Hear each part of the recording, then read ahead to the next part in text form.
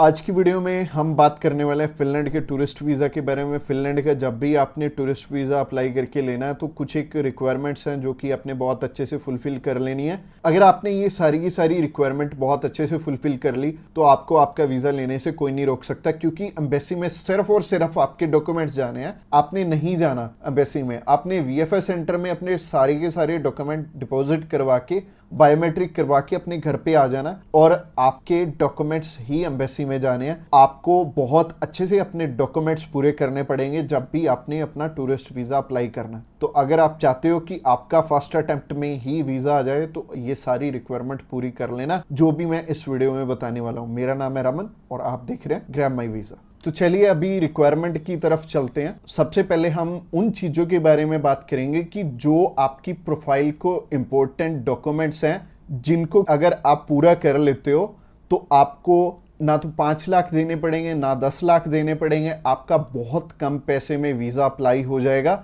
आप चाहे खुद करना चाहो खुद भी कर सकते हो। अगर आप किसी की हेल्प लेके करना चाहते हो तो आप उनकी हेल्प लेके भी कर पाओगे। बस बात यह है कि आपकी तरफ से जो जो डॉक्यूमेंट्स चाहिए वो अच्छे से फुलफिल होने चाहिए और उन्हीं के बेस पे वीज़ा आपको एक एम्बेसी देती है या नहीं देती। तो अगर आप भी चाहते हो कि कम पैसे में वीज़ा अप्लाई हो जाए तो सबसे पहले आपकी तरफ से जो डॉक्यूमेंट रिक्वायर्ड है वो है आपका पासपोर्ट में वैलिडिटी होनी चाहिए 6 मंथ की।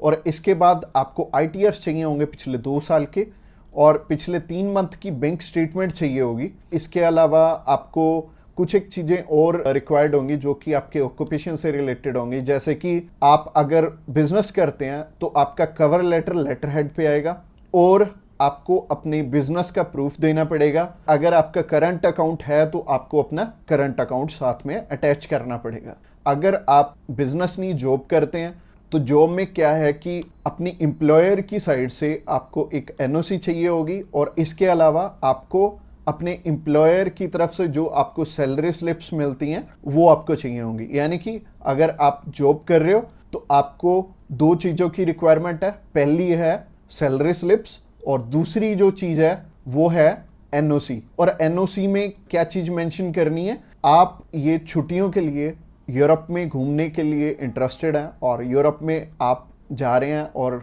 इतनी डेट से इतनी डेट तक आपकी कंपनी को कोई प्रॉब्लम नहीं है, वो आपको छुट्टी दे सकती है और इतनी तारीख से आप रीज्वाइन कर रहे हैं। तो इससे क्या होगा कि आपका टाइज स्ट्रॉन्ग हो जाएगा। जब भी हम बात करें अपने बिजनेस अगर किसी का यहाँ पे स्ट्रॉन्ग है या फिर अगर मान लो जॉब अच्छी आप कर रहे हो, अच्छी सैलरी मिल रही है तो आपका बहुत इजीली वीज़ा लग जाता है। जो कि टूरिस्ट वीज़ा में आपको भी पता है कि पैसे बहुत कम खर्चा आता है और मेनली ये ही डॉक्यूमेंट्स हैं जो कि मच इम्पोर्टेंट हैं। और इसके अलावा बाकी तो डॉक्यूमेंट फोटो स्टेट करवाने वाले हैं। यानी कि अगर आप मैरिड हैं तो मैरिज सर्टिफिकेट चाहिए होगा। अगर आपके बच्चे भी हैं तो उनका बर्थ सर्टिफिकेट चाहिए होगा। इसके अलावा अगर कोई स्टूडेंट जाना चाहता है तो उसके मम्मी पापा उसे स्पॉन्सर कर सकते हैं। प्लस उन्हें स्कूल से एनओसी लेनी पड़ेगी कि उनके स्कूल को या फिर कॉलेज को कोई प्रॉब्लम नहीं है कि कोई भी पर्सन अगर जाना चाहता है, कोई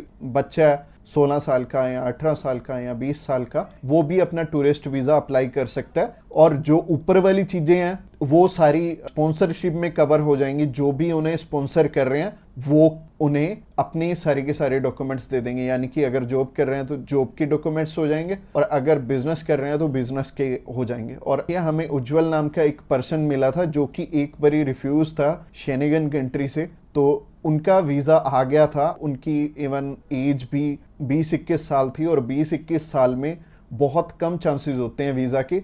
बट अगर जो आपको स्पॉन्सर कर रहा है उनके साथ अप्लाई कर लेंगे तो अच्छा रहेगा। तो ऐसे करके उज्जवल और उनकी मदर का वीज़ा आ गया था और उन्होंने अपने मामू के पास जाना था। उन दोनों ने इकट्ठे ही ट्रैवल कर लिया, उनकी मदर ने भी उनके साथ ट्रैवल कर लिया और मदर लौट के वापस इंडिया आ गए थे और बहुत अच्छा रहा उनके लिए और बहुत कम पैसे में उनका अप्लाई हो गया था। उनका वीज़ा 15,500 रुपये में अप्लाई हुआ था। इसके अलावा ये जितनी भी रिक्वायरमेंट मैंने आपको बताई हैं इनमें से मच इम्पोर्टेंट जो हैं वो हैं आपका ऑक्यूपेशनल प्रूफ, आपके आईटीआर, और आपका बैंक बैलेंस। ये तीनों चीजें बहुत इंपॉर्टेंट हैं और ये आपस में मैच भी कर रही होनी चाहिए, तो ही आपका वीजा आएगा अगर ये तीनों चीजें आपस में मैच कर रही हैं। और ये चीज आपको मैं वीडियो में तो बिल्कुल भी एक्सप्लेन नहीं कर पाऊंगा, वैसे ही ये वीडियो आई थिंक 7 से 8-10 मिनट की हो जाएगी, और अगर मैं इसी वीडियो में एक्सप्लेन करने लगूंगा तो बहुत बोरिंग हो जाएगा और आपको हो सकता है आपके प्रोफेशन के हिसाब से समझ भी ना आए। तो आप क्या कर सकते हैं, तो आप अभी हमें कॉल कर सकते हैं या फिर व्हाट्सएप पे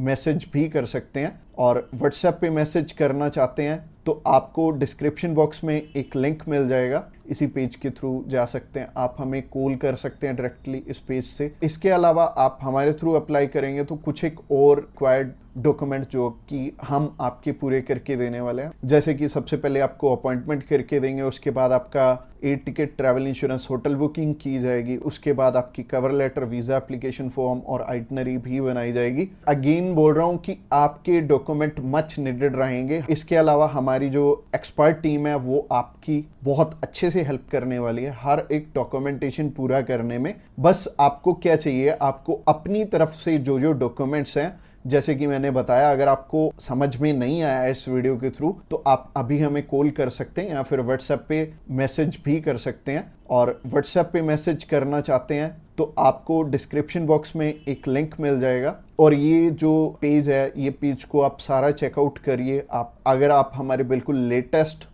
जो सक्सेस स्टोरीज हैं वो देखना चाहते हैं तो आप हमारे इंस्टाग्राम चैनल पे भी इसी पेज के थ्रू जा सकते हैं। आप हमें कॉल कर सकते हैं डायरेक्टली इस पेज से और इस पेज का लिंक आपको डिस्क्रिप्शन बॉक्स में मिलेगा। तो ये बहुत सिंपल रहेगा, जब भी आपने किसी भी शेनेगन कंट्री का अप्लाई करना है तो आप इस पेज के थ्रू कर सकते हैं और आपको बिल्कुल भी टेंशन लेने की ज़रूरत नहीं है। हमारी टीम्स ऑफ एक्सपर्ट्स हमेशा रेडी है आपकी हेल्प करने के लिए। और अपनी रिक्वायरमेंट अच्छे से पूरी कीजिए। रिक्वायरमेंट अगर पूरी नहीं होगी तो चांसेस है कि आपका वीज़ा रिफ्यूज़ हो जाए। और जैसे कि मैंने रिक्वायरमेंट बहुत अच्छे से समझाई है इस वीडियो में।